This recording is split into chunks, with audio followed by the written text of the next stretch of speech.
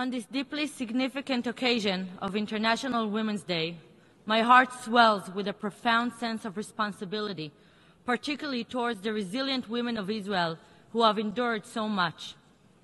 Let me share with you the haunting words of Shmuel Ziegelbaum, a Polish Jewish politician whose anguished plea resonates through the corridors of time.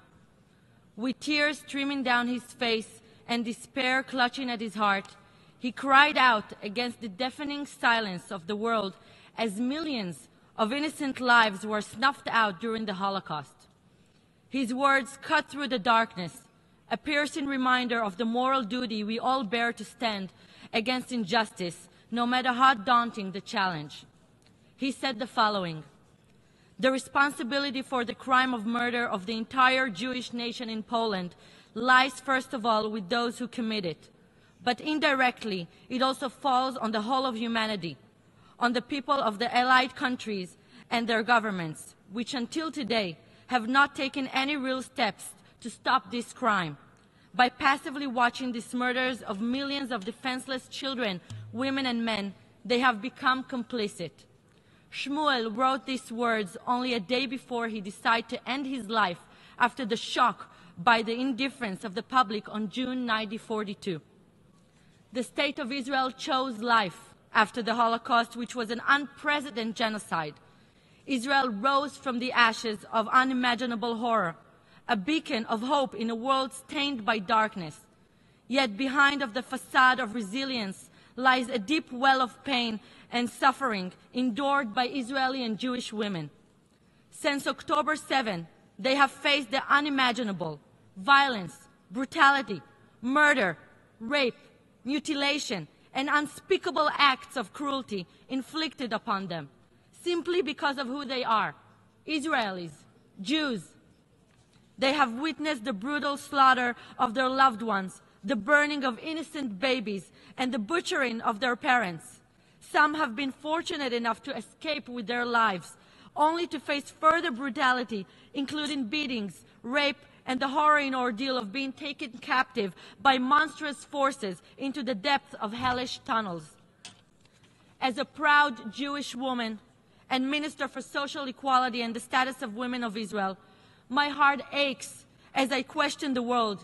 Is anti-Semitism more powerful than feminism? Why must Israeli women continue to bear the burden of injustice alone? The silence surrounding their suffering is a betrayal of our shared humanity, a failure to uphold the principles of equality and justice that we so often preach for. Why must Jewish women stand here, pleading their case to the world? Would any other of you have dared to demand proof of rape or sexual assault from any other woman? I highly doubt it. Would any of you react with indifference, dismissal, or apathy to the sight of your wives, daughters, mothers, disgraced and violated before everyone's eyes to see? Your passiveness in action is appalling and unbelievable.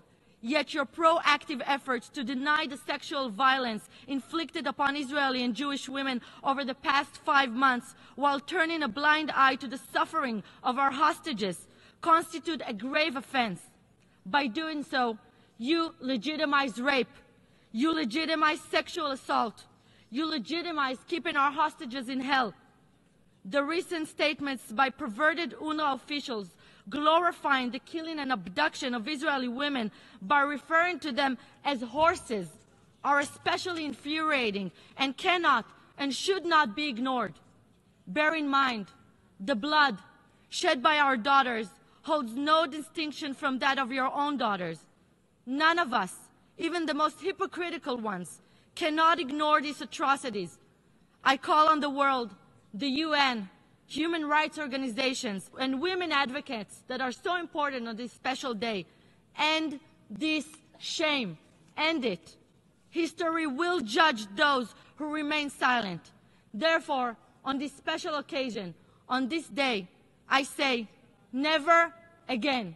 Never again. Am Israel Chai. Thank you.